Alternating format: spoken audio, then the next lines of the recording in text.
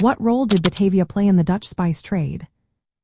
Have you ever wondered how a single city could change the course of trade and commerce in an entire region? Batavia, now known as Jakarta, played a vital role in the Dutch spice trade. Established in 1619, it became the heart of the Dutch East India Company, which is often referred to as the VOC.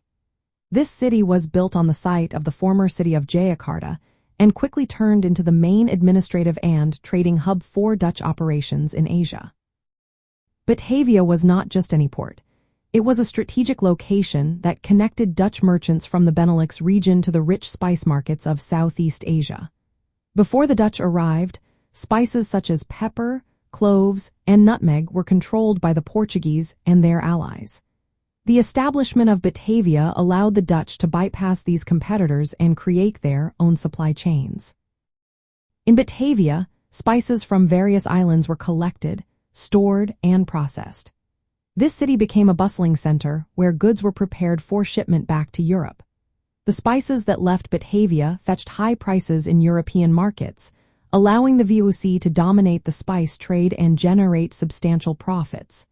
These profits were crucial for the economy of the Benelux region, contributing to its wealth and influence. The city's location on the island of Java made it ideal for trade and military operations. The VOC used Batavia to negotiate with local rulers and enforce trade agreements. It also served as a base to defend against rival European powers and local competitors. Over time, Batavia grew into a major colonial city, complete with the infrastructure needed to support Dutch presence in Asia. For Dutch merchants and officials, Batavia symbolized the success of their overseas ventures. The steady flow of spices from this city reinforced the Dutch position as a leading commercial power. The profits from the spice trade funded further exploration and economic development back in the Netherlands, Belgium, and Luxembourg. In practical terms, Batavia was the linchpin of the Dutch spice trade network.